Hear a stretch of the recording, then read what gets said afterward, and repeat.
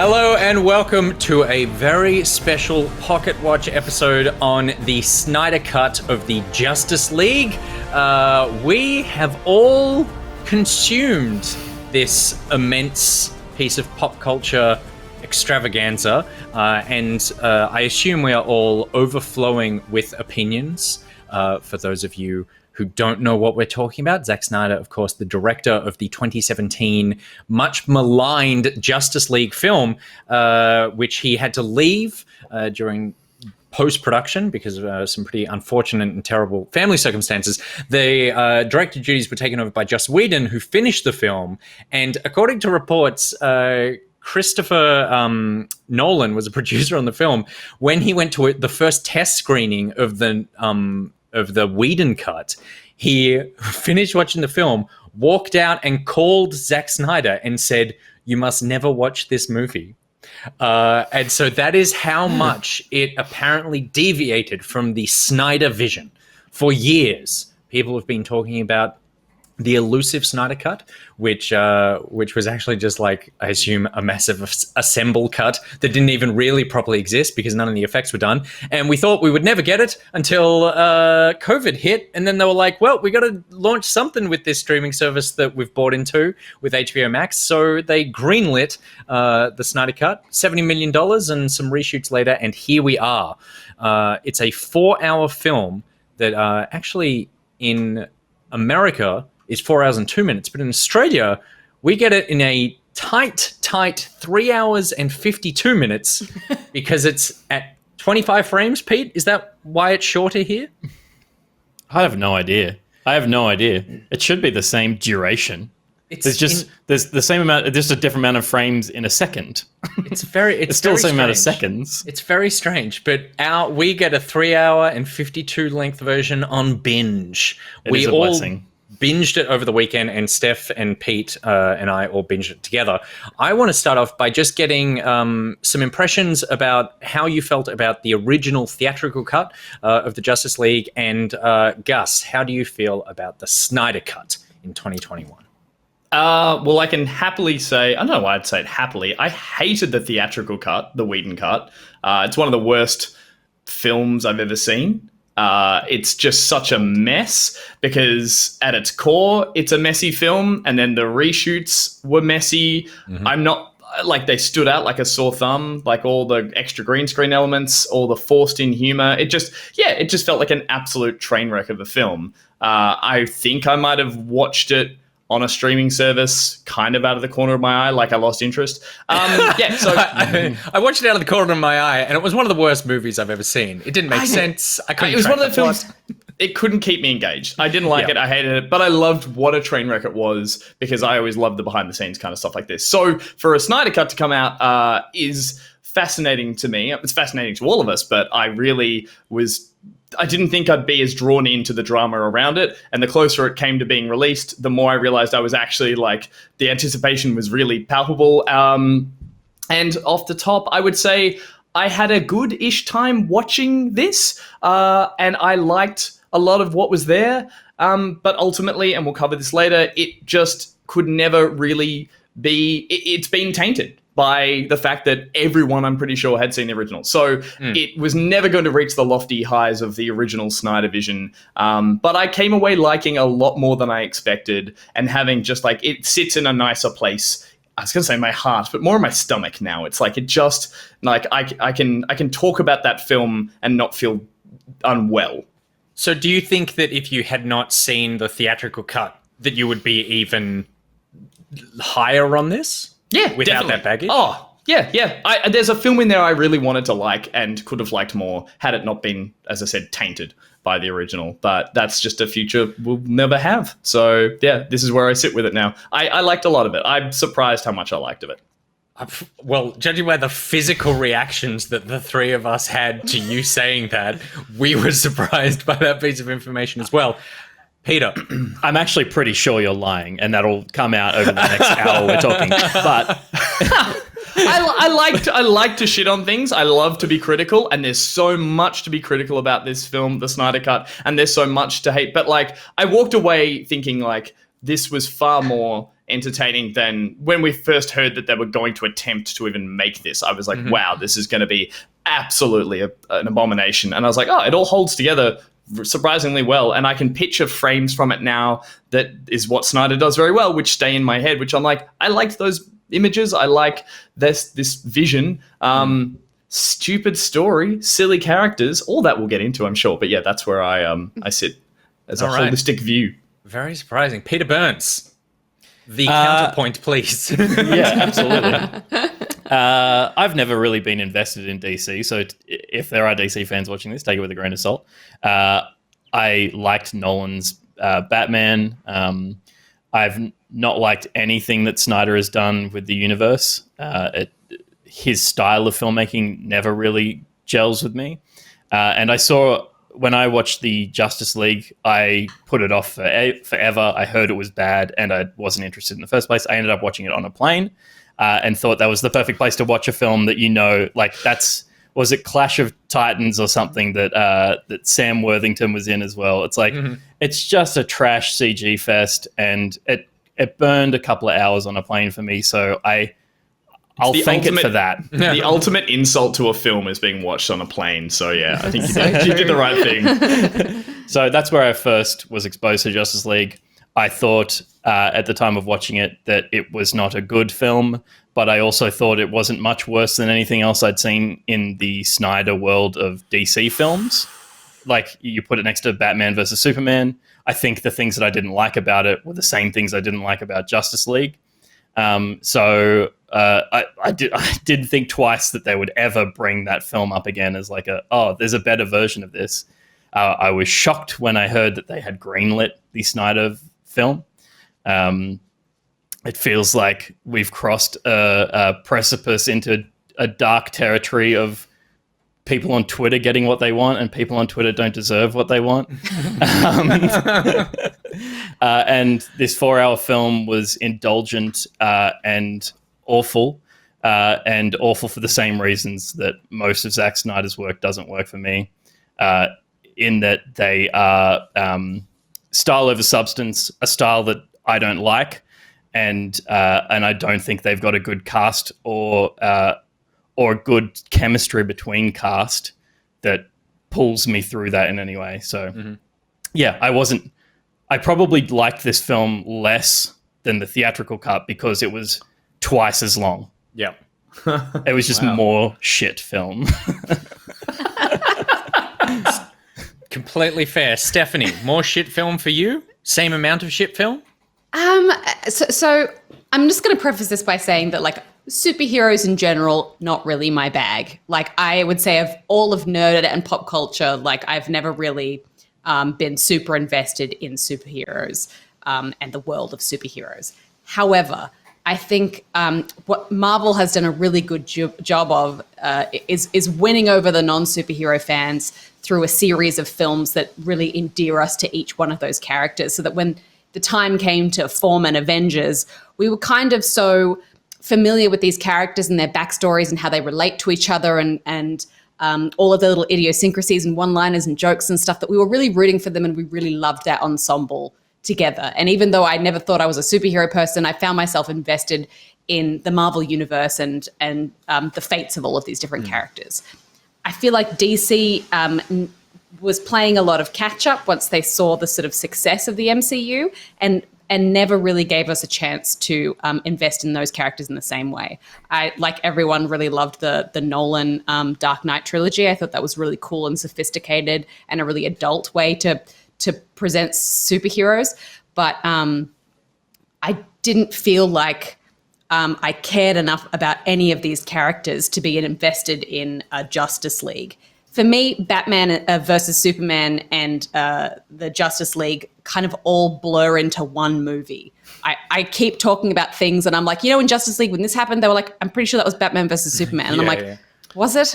They really all right, do. well, it was just like a really dark, depressing, emo Batman having a sort of argument with Superman. And I remember feeling like it was just like a massive downer, and I just didn't really care about anyone enough to care whether they lived or died.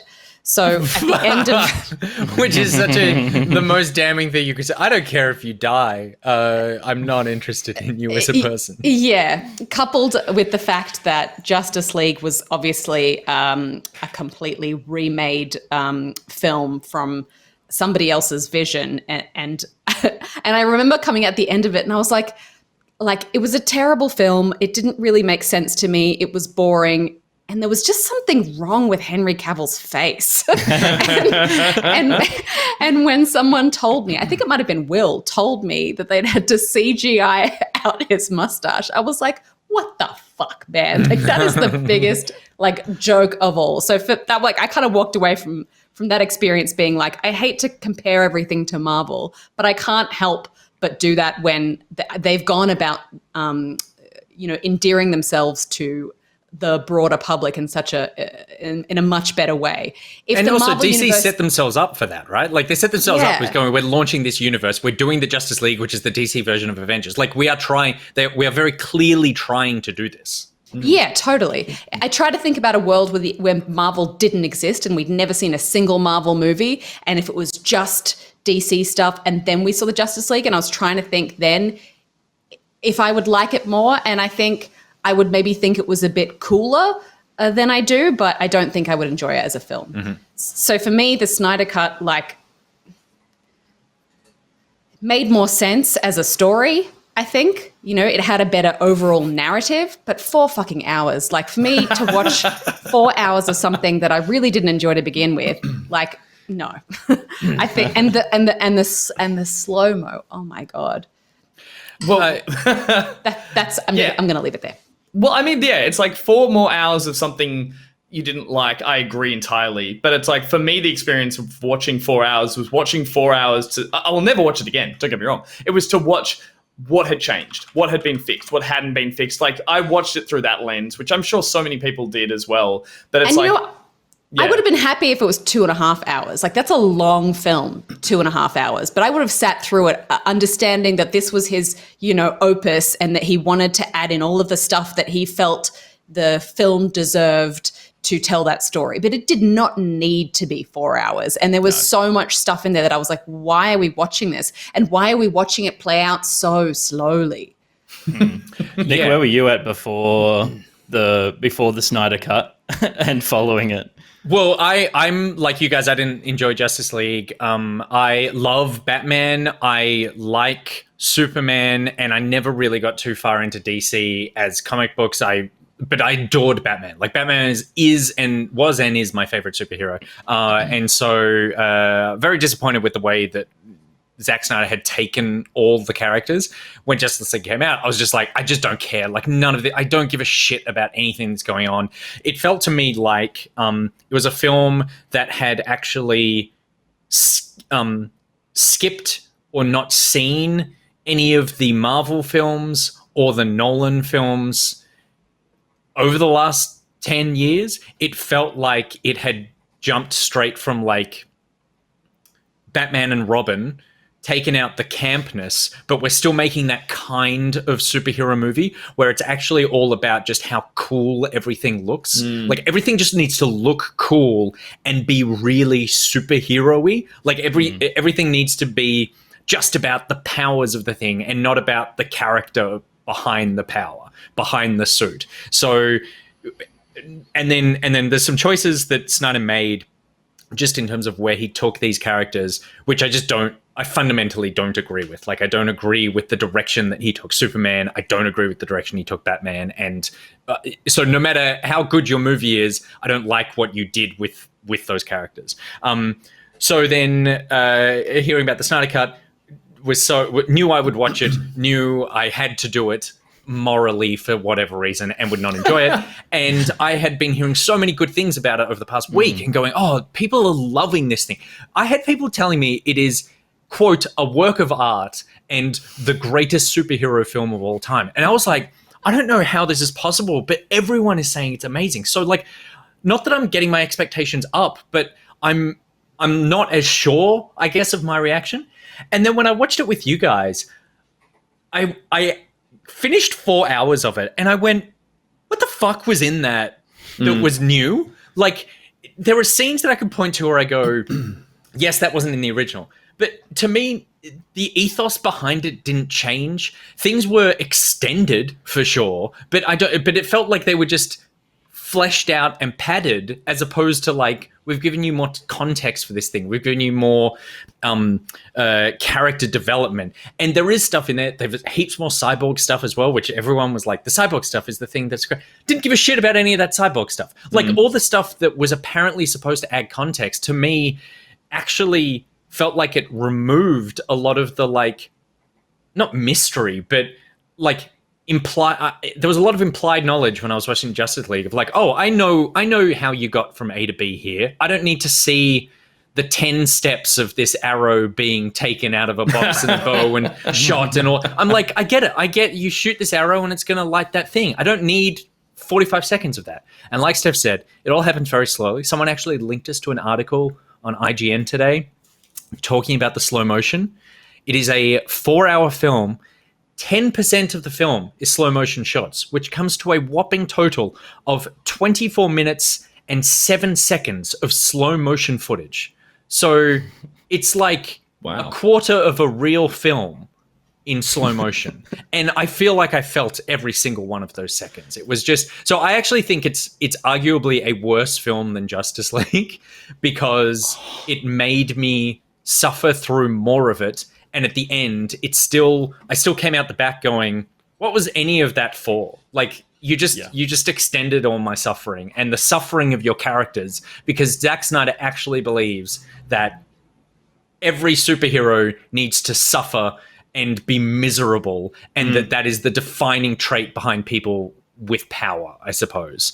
But it does feel like... Oh, sorry. I was going to say, it does feel like the consensus from the majority of people, which sounds like your opinion, is there was two things done in this remake or this recut. It was patch up the problems, but then also extend it. And they tend to cancel themselves out for a lot of people I've spoken to, and yourselves included. It's like, again, I'm not saying there wasn't things were fixed entirely. It was patchwork. You're right. It was things, little cracks were padded up here and there that was like, oh, we've made this bit of narrative a little more focused, or we've filled out some context. But in doing that, all the really indulgent extension of picking up everything off the cutting room floor and wedging it in there to make it this 4-hour slog is just not enough. Like, that is the thing that has been really kicking people while they're down, saying like, I liked what you were trying to do, you still made it 4 hours long.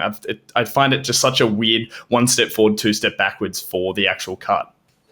And Pete, I think you're so right on, like, Zack Snyder as a filmmaker. I really liked Watchmen.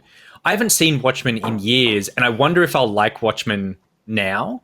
But I feel like I'm still, like, he is still getting credit off me for that film, I think. Whereas actually, and 300, I suppose. And 300 as well for me. And it's like, but those are the two films where he took graphic novels and turned them into a cinematic experience in a near one, like as close to one you can get. Obviously, there's a shitload of work that goes into making a film. And for anyone to be able to direct a film from concept to theater, there's like kudos for being able to pull that off at all. But I don't think that his original ideas, and original ideas, Sucker Punch as well was another graphic novel, I believe, was it, Steph? Obviously, comic book superheroes have existed, and he's drawing stories from existing IP, but they've been more of his writing as opposed to working closer to a graphic novel narrative with this DC stuff from Man of Steel through to now. I think Sucker Punch was definitely when I lost all like faith in Snyder's ability to do anything. I think it was just like I remember being really excited about it because like the trailers looked cool, and I liked that it was like a female-led cast, doing cool stuff with mechs and stuff. But like I remember watching it and coming out and being like, so they were in a brothel or an insane asylum, and to escape the horrors of the insane asylum, they imagined themselves in a brothel. Like, what the hell? What kind of man wrote this? But also, what you're saying, Pete, about like 300 and Watchmen, like from what I recall, because I went and read Watchmen straight after I saw the film, I didn't realize how much the dialogue is from those original graphic novels, frame for frame with. So yes, he's got the really beautiful, basically a storyboard to film off. And again, I take everything you say, Pete. I agree with it tenfold, that it's like to make a film and get it from go to woe is a skill in itself. But then also 300 and those ones, they are using the exact dialogue that was written for those scenes. Whereas something like in Justice League and Batman v Superman, these are taking parts of existing comic books and narratives and things that have existed, but they're giving Zack too much room to try and do his own writing, to try and have characters have interesting dialogue, which he just can't do. Like, he can't make good characters and good relationships on screen. He can visually tell a great story, but, strip all the dialogue out. That's all he's got going. So I think that's really interesting to say, like, this is him taking this graphic novel, this comic book template, but when it comes to actually making them talk and have relationships and have that character you mentioned before, Nick, it's just not there. I think that Zack Snyder as a filmmaker loves he visually, he loves doing really strong visuals, but he also likes darkness. Like, he likes cool, grim, dark stuff. And I think that for me, the biggest issue with the Justice League, and so therefore with this cut, was when it's so dour and it's so negative in its ethos around superheroes that are half of these superheroes are supposed to be like beacons of light. Like Batman, Batman is a superhero who comes out of darkness. He is someone who goes, there was no one there to defend my parents, so I will be the thing that defends other people's parents. But to do that, I have to do some things that other people aren't willing to do. So he's like, I will be the darkness so that other people can have light. Where I'll be scarier than the bad guys kind of thing. Totally. Where Superman is like, I am the good thing in the world. I am hope. And the Snyder interpretation of that is he just grinds Superman down into just being like this completely awful character who... Like, the first time we see him in this movie, which doesn't change in the Snyder Cut, is that he tries to kill his friends.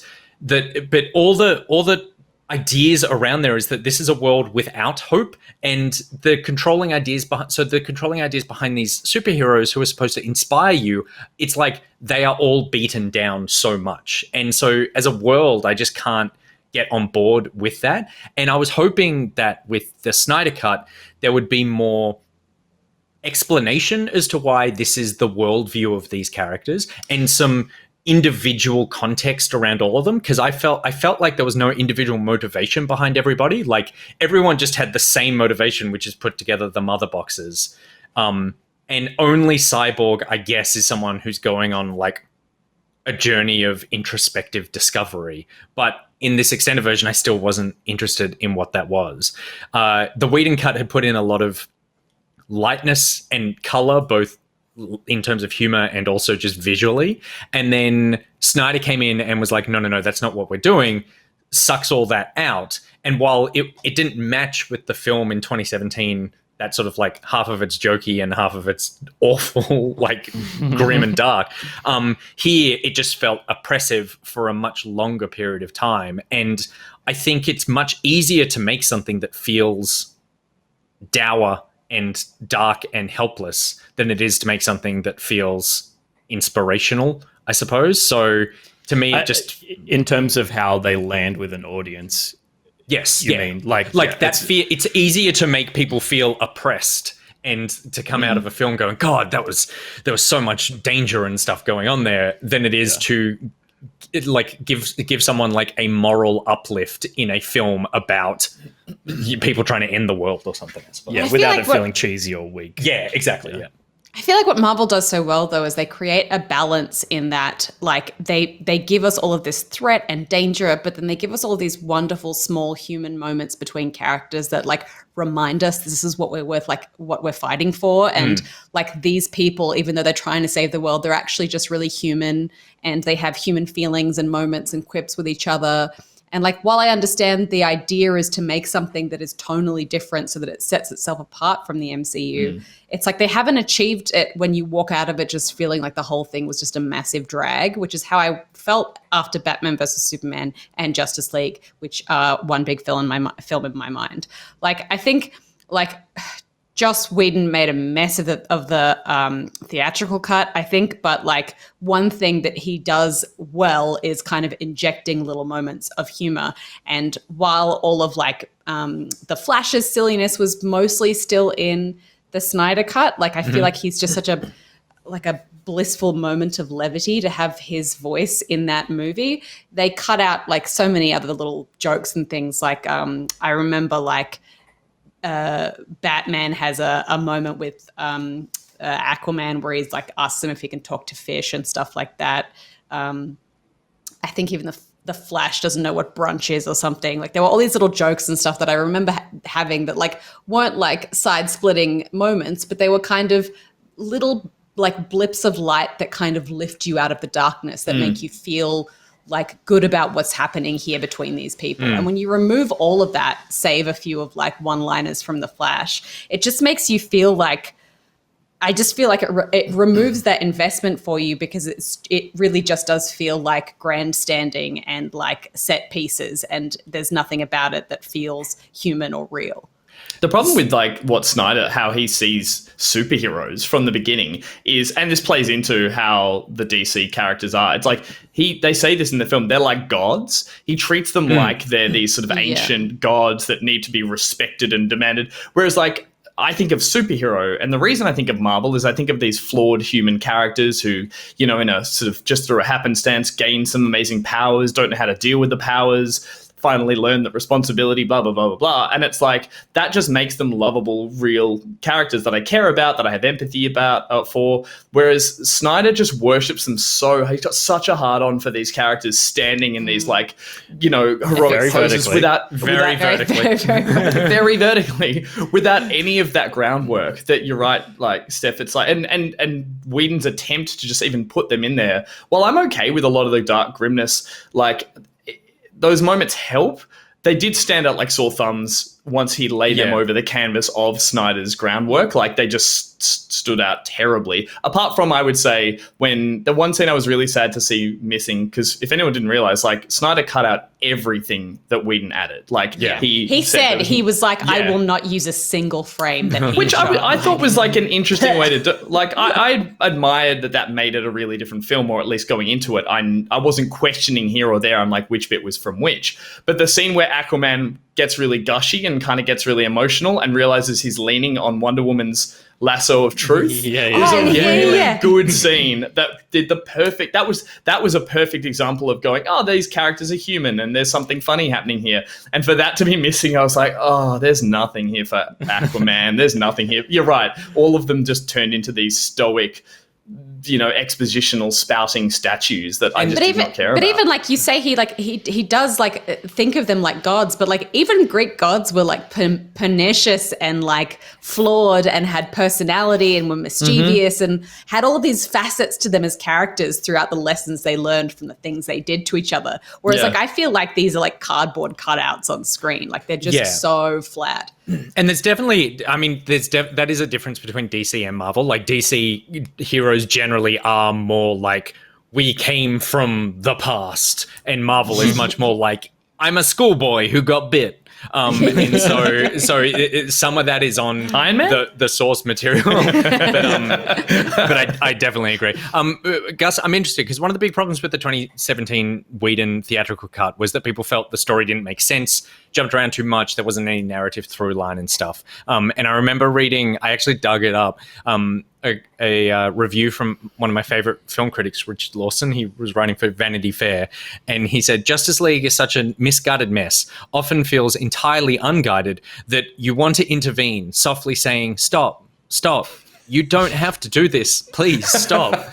Justice League is a clumsy, thwarted effort flailing away. Gal Gadot looks so sad in this film, watching this lumbering and witless movie lay waste to the nice thing she just got finished making. It really is a shame. What a dumb irony to end this movie, of all movies, on a note of bitter injustice like that. And Wow, well written. And so I guess you come out of this warmest, I suppose, out of all of us. How did the Snyder Cut make more sense for you narratively? And did it clarify, I guess, like character motivation? I mean, yeah, character motivation, not so much, but in terms of just the linearity of like, here we are from point A to point B and we have to D and we have to travel through B and C. It made a lot more sense. Obviously, you've got the advantage of time to add, to tell that longer story. Yeah, I think one of the biggest issues with the original theatrical cut was that Whedon truncated what was, I'm sure, more than 4 hours of shot footage and story it was under 2 hours. So he came up with all sorts of contrived devices to get that story into that amount of time. I was talking earlier to Pete about reminding myself that Batman discovers there are mother boxes by killing a parademon who bursts into goo and leaves 3 square boxes on a wall. And from that, he deduces that there are mother boxes that need to be found, or that there's some sort of mystery. It's just, you're right. It makes you want to lean in and just be like, what are you talking about, you stupid film? So these issues and more were in the theatrical cut. I think Snyder's, it's still a silly story. The narrative itself, while it hasn't changed, is still not a great story from Go to Woe, which is that, like, this is the threat, here's the antagonist, here's what we have to do to overcome it, and here's how we eventually did overcome it. Compared to, of course, a lot of other superhero films, it's not a clever story. It doesn't have twists and turns. It's, recruitment at the start followed by a big battle at the end. I mean, everything in between. And everything that was added in this, be it the cyborg stuff, didn't make that better, but it just made it, I guess, clearer. For me, the shining light in it all was the reworking of Steppenwolf, of the antagonist, giving him some form of motivation, while not the most original. I found it just having that character have a bit more time, having him be underneath the bigger bad was a little better. I mean, Darkseid, I'm not a big DC fan. I don't know much about this, but his threat of just, I want to conquer worlds is pretty lame. But then having Steppenwolf it's completely contrived. Totally. Yeah, 100%. Yeah. But your Thanoses of the world are like, I want to do it because I want to cleanse the world and there's not enough resources. Any antagonist has to have some relatable motivation. So while Darkseid's isn't, Steppenwolf trying to prove himself to someone is at least an element of relatability in a bad guy. And so I found that helped. And I actually really loved all of Steppenwolf's scenes. I loved him reporting to Darkseid. I liked him establishing 3 Zoom calls that he makes back. The molten Zoom call. With the drippy torturer guy. Yeah, and there were some big missteps in the Whedon, or things that had to be lopped out of the Whedon cut, like why the hell he set his base up in this spot in Russia. Like, those little things really helped me, like in this cut, going, hey, that's why he went there. Let's touch base a few times to really establish this as a locale. Those things really helped. And again, yeah, the narrative of the mother boxes, and they're a Deus Ex Machina to kind of like prove that there's a big bad thing we have to stop. None of that was great, but I just found that time to breathe, mainly with the big bad or the bad guy, is what helped me massively. Yeah. Obviously, Joss Whedon came in, had maybe something close to a 4.5, 5 hour assemble, close assemble to what we saw from Zack Snyder's version of the film. But there's no studio in the world in 2017 that's letting you put a 4-hour feature film out to cinemas. Cinemas don't want it because they make half as much money because they're only selling half as many tickets. They could get 3 screenings out per cinema if they did a 4-hour film. Totally. Lots of cinemas can't even handle it. Like, they can't even project that length of film. Totally. And most customers don't want to go to the movies to see a 4-hour film. So, it's easy to look at Justice League where it's failed, where Joss Whedon took over and where his film failed. But we're also looking at something that he didn't shoot and was asked to truncate this thing. That, I don't think Zack Snyder can't make whatever he shot a focused 2-hour feature. So he had to make it over 4 hours. But I wonder what it would have looked like if he'd been allowed to finish it and had to kind of cut it down to at least 2. Well, I think that's what I'm saying is it's of course, like Joss Whedon didn't do a great job, but I think we would be talking about similar things with Snyder's cut of like, oh, it moves too quickly or it's not explained enough. If he had been forced by the studio to make it a watchable film. I guess which is like I totally agree with that. Like, I think it's an impossible task to do that. But then at the same time, I look at this 4-hour cut and I'm like, I just don't feel like I came out the back of that with a justification why you needed to make a 4-hour movie. It feels like you wanted to make a slower film that padded all these scenes out more, but you didn't necessarily tell me more. And that the things you did tell me, like, I agree that the Steppenwolf, a bit of backstory there, even though like Darkseid and Steppenwolf are basically the same character, and Steppenwolf, like, you've got 2 characters and one's just the boss and one's the underling. I also thought he was the guy in the hood the whole time. The guy in the hood talking the whole time goes, I'll go get Darkseid. And I was like, you weren't Darkseid? Yeah, totally. And then Darkseid comes out and it's like, wait, the hood guy was way cooler looking than you. But I wonder if there's a world in which, like Endgame, it was split into 2 films where it could have worked maybe if they wasn't it? It like, is. It's Infinity War and Endgame. Yeah, that's the 2 movies. Smush them together, you basically have this length of a movie. Yeah. That's what I mean. Coming like if they had Endgame done again. that with Justice League, if they'd split them into 2 films, if it had worked. But the problem is I feel like Endgame had such a huge cast of characters. It made those 2 films feel really fleshed out and like worthy of part 1 and part 2. Whereas this, I feel like split into 2 films would have felt like... Yeah, we haven't even met the characters yet. Yeah. Yeah. And I think that part of the other thing is like this cut felt like it was a cut for people who have seen the first film. Like the first 15 minutes of the movie, there's almost no talking. Not that I need talking in a film, but it's just like this weird, like, tonal recap of something that's happened. And I would argue the first hour and a half, you could watch it and go, what's going on? Like, why are we on this journey with these people? What's the point of what's going to happen? Like, it takes so long for the engine of the film to start that it almost feels like a response to people who already know the plot of this movie. Because if I set someone down in front of this, there's a really good chance that after an hour and a half, they'd be like, what the fuck is this movie about? Because so far I've seen some cool shots, but I still don't know like why I'm watching this film. Hypothetically, you could turn that first 90 minutes into like a 3.5 minute scene where Batman blows up a bug and it's blood and guts leave 3 boxes on the wall, and then you're into your film. There you go. Yeah, just hypothetically.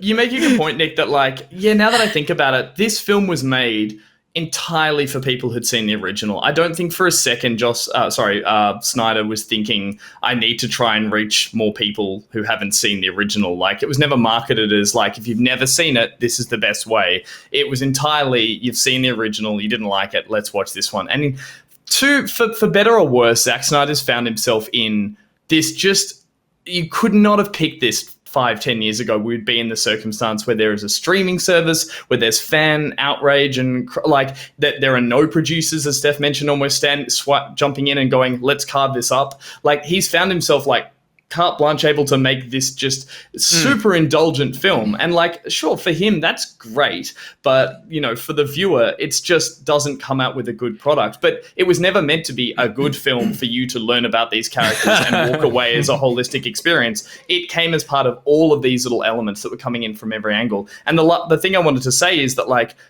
I'm for so long I've championed the filmmakers being like, they always had a vision, and the studio comes in and they do test screenings, and the test screenings are full of dumb people who go like, I didn't understand it. So they go, you need to fix it. You need to cut this out. It needs to be shorter, blah, blah, blah. And I've always thought them as the enemy. But now, after watching this 4-hour cut, for all the positive things I've said, we need to release the Snyder cut, which is the one where the producers came in and went, okay, good. You fixed it. Now cut it down. Because just filmmakers can't be trusted. Instead, he's going to release the whole thing again in black and white, all 4 hours of it. and there's lines referencing the color of capes and stuff. Totally. It's insane. I do Batman, agree the green button. The best version of this film is probably like a 2.5 hour, 2 hours and 45 minutes film where I still won't think it's a good movie because I think in its bones, for me, it can never be a good film. But I think it would be the best version of what this film could be. I mean, obviously, there's the 4:3 stuff, like the aspect ratios. So can you bring your hands in? We can't quite see the edge of your Sorry, hands. of course, the 4:3 stuff. And there was some creative choices that Snyder made, technically, I suppose. The 4:3, I was just like, this is dumb. It didn't end up bugging me, but I was just like, this doesn't feel like a creative choice. This feels like you wanted it on IMAX cinemas, but it doesn't feel like it was made for this. Totally. It was so whatever. But it didn't bring anything to the film that I feel like a standard framing would. Totally. But can I jump in? I kind of disagree. I really liked it. It grew on me. I was ready to hate it, and as it went on through the film, it grew on me more and more. And maybe it was because. But did it grow on you, or did you just get used to it and then Stockholm syndrome. not think about it so much? I was actively thinking about it as it went on. I remember a lot of people mentioned it did suit the kind of comic book framing. I don't really believe that as much, but as it went on, I just kept looking around and being like, this feels abnormal and strange, and this whole film already is such a sort of, such a riddle in itself that this just helped add to the uniqueness of what I was watching. So I by the end of it, I strangely enough, as someone who really loves a good widescreen scene in a film, I liked it. I don't know why. Sorry. Yeah, I just don't like. I'm fine with you liking it. It's like a valid way to shoot a film. It's a weird way to shoot an action film. But fine, whatever. I just don't buy the argument I'm seeing online that it's like it's more true to comics. It's like, show me a comic with 4:3 panels every panel. It's like look at Hush. It's like there's maybe one 4:3 panel and then there's a whole page of like something cool happening. It's like the point of comics is that they can play with framing. That's the interesting thing about that medium. So that's all. It's not a comic. Not it's literally film. It's film. I agree it didn't look like a comic book or lend itself to the framing the way the internet has gone up, but it didn't sit differently in my mind's eye or in my eye. So therefore I was like, oh, okay, this feels like they're going for something different. I do agree with you though, Pete. I feel like the thing that stood out to me the most in terms of things that have been changed, though, was all the music changes. And oh my God. I hated every single choice he made in terms of like adding songs to this film. It was like, to me, it felt like someone else came in and hadn't seen the film and was like, okay, I know that there needs to be a song here, so I'm just going to put a song here and hope that it works, because nearly every single one played against what was happening and not in a way where it felt deliberately playing against what was happening. But it was like a bad choice. Same like slow ballady song with like lyrics. It felt like some kind of cringy Hallmark movie moment that they would put in that was so like that worked against everything that the like film CW was trying to set up. The saddest year. Yeah, it feels like a YouTube video that someone would make where it was just a lot of on-set candid shots of Gal Gadot in different Wonder Woman, like a Gal Gadot YouTube page that's called Instagram like I love Gal Gadot forever, and this is the video that they make, and all the photos are in different and they don't zoom in on, and they're all in different aspect sizes and stuff. That's what each song choice felt like it was playing against. It was just remind me though, because like the one that stands out is obviously the song when the Flash has his remake scene, which I really liked. Not remake scene, his reintroduction scene. I liked that moment, that scene. It was all a bit campy, but it needed those moments. That had a slow wannabe Quicksilver lovely song that played, which I didn't really gel with. I'm trying to think. That was a little more like, and forgive me here, Steph and Nick, but it did have a little more like emo-y grunge kind of sound to it. Like it was rocky. That wasn't really one of the sweet ballads. Sure, I guess it feels weird. Yeah. There've been moments I get where it was really kind of cool and edgy to put a really intense scene and then like set it to Jeff Buckley's Hallelujah. Yes. And like that was Which a was trend in the for credits, a long by the time. way. We have to Sorry? point out that Hallelujah was in the credits of the film. So fucking he plays into his own cliche. So I get that that's a thing that has worked Yeah. well in the past, but like the way it was used in this film was just like the songs were wrong, the moment was wrong. It just felt like he was trying to replicate a thing that's not even like on trend anymore, and it just worked so badly. I hated it. The I song will choices say, in that just sorry, regard- very quickly, just on that, I will say that the Hallelujah in the credits was actually because it was his daughter's favorite song, and it was the person who sung it was the person who sung it at her funeral. So there's like totally an emotional reason as to why that's in there. But it was just funny that was your example. That's also in the movie. Yeah. The ballad stuff in those choices, yeah. The one thing I will defend is I only learnt the artist's name the other day, but they stripped out. Danny Elfman did the original score with or not the original, but did the stuff that Joss Whedon in that cut. Danny Elfman often famous for like much lighter superhero-y, feel-good kind of music, which I don't think worked in the original. There were a couple of really cool grungy rock action bits of music by the artist Junkie XL. Junkie XL. I actually love that. I thought that stuff was cool. Predominantly, I think when they go to that underground tunnel sewer fight and maybe a bit later on in the final conflict scene, but I just thought it was a unique sound that I hadn't heard. And for any chance of this film to grasp onto its own identity, be it visual or, in this case, in an audio sense, music sense, I thought that was cool. Like, I'll listen to those tracks. You're right, all the heroic ballad, kind of really soft or really that sort of fist-pumping moment where they're all standing on the top being heroes, that stuff was all shocking, and I didn't love some of the lyrics-based songs. But there's some grungy action stuff in there that I really think was like, oh, they hit the nail on the head there for me. And I would also defend, indulgent as it was, but it's my kind of indulgence, the Icelandic hymn. That whole scene is awful of him jumping into the water. That scene is so bad. But she smells a jumper. Her sniffing his jumper and stuff. Well, it's so fucking weird. Salmon.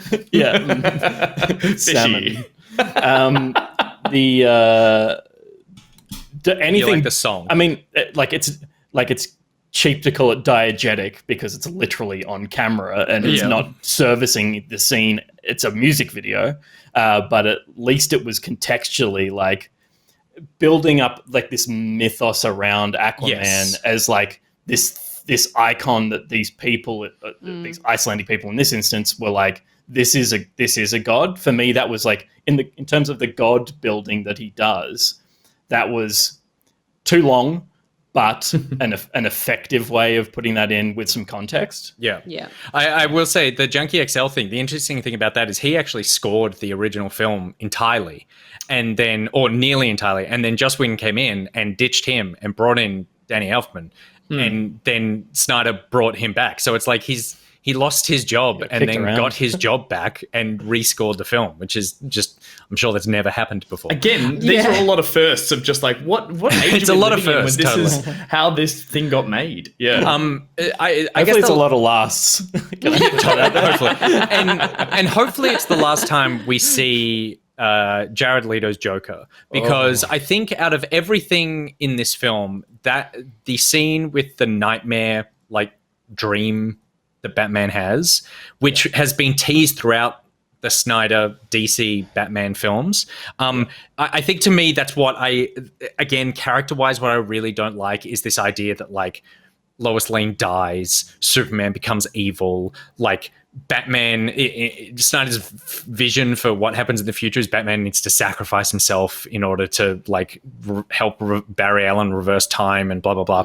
It's all just so like fucking like, I think it doesn't feel earned oppressive. It just feels like I'm going to make everyone evil and sad, not for a reason, but just because this is how tortured that they need to be. But like, I actually think that the Jared Leto 10-minute scene or however long it was is the worst thing in the film. And I was like, it just doesn't feel at all like it should be there. And I did some research today. Super unnecessary. Sorry, you. But I will just say, I did some research today, and there was an interview with Deborah Snyder, who's Zack Snyder's wife and a producer on the film. And they were talking about that scene, and she said, quote, the idea with that was Zack was being like, listen, I've always wanted to do a scene with Batman and Joker, and this is my last shot at doing it. I want to take it now. So it's literally just there because Zack Snyder wanted to do a scene with Batman and the Joker, and not for any reason other than that. That says a lot about this whole film being made. It's like that's his sort of mentality going into this, which is that like, oh, the fans have rised up and have given me this chance, so I'm going to, I'm going to make it for their sake, not because I don't believe the whole I had this pure vision for it. Sorry, Totally. Steph, you were going to jump in before. Oh no, I was just going to say, like, I don't think I mind Jared Leto's Joker that much. I think within the context of like Suicide Squad world or whatever, like I think it's an interesting interpretation of the Joker, and for me, like, it's fine. I don't love it, but I don't like detest it in the way that some people do. I just feel like that scene, I feel like that scene was totally unnecessary. And yeah, like if it's setting up another potential film or whatever of like nightmarish where everyone, like, I have seen enough like depressed, sad nightmare, like everything is awful from these people. Like I cannot handle anymore. So if that was there to set up some future thing in which that will be expanded upon, like this whole franchise is just going further down the toilet. Well, this is where we need a will, because I think from my very limited understanding is that the nightmare sequences that we saw in Batman v Superman, which was this similar apocalyptic world, Superman's gone bad, all that sort of stuff. A dream sequence in that film, another dream sequence in this film. They all tie into a series of comics, which is Injustice, which is a future where all those bad things have happened, and it's just kind of like multiverse. It's the worst version of the world and where all that happens. For this, that's totally true. For this, it was that world is basically in future films would have been, because at the end, Darkseid is like, well, Steppenwolf failed, so I'm going to. He says something like, we need to go back to the old ways, and what he's implying is like full-on invasion as opposed to like one guy coming in. So that's a world where Darkseid's invaded. The anti-life equation has been like executed, which is the three mother boxes coming together, and that has affected everybody and put them under sort of like this mind control thing, including Superman, who previously was resistant to that, but because Lois Lane died, it basically caused a crack in his psyche, and he was vulnerable to that, and now he is like one of the bad guys. Yeah. So the weird thing is, though, like this, when it was originally a dream sequence in Batman v Superman, it's kind of just like it's a bit of fan service. It's also him flexing a little bit of like, oh, there's, this could be still happening in the future. How it feels in this, especially being not only tacked on the end, and surprising me that it was one of the very few things they actually did reshoot or have to shoot for this. Because as a side note, I was really surprised at how much he actually had to make. I always had in the back of my mind that there wasn't a complete Snyder film, that there was huge holes that they'd have to plug up, where it actually turns out he had too much. His holes were too full. There was 4 hours of full holes. Whereas, like, what I'm saying here is that this scene... It's a different movie, guys. Yeah, that's true. But I would prefer to watch that than that. This nightmare scene at the end is not only now a really ham-fisted fan service, but it's also, in my opinion, and for all the nice things I've said again, it's Snyder dangling the carrot of, what if they'd let me make this future with all these horrible outcomes, with Jared Leto's, with the Joker Batman.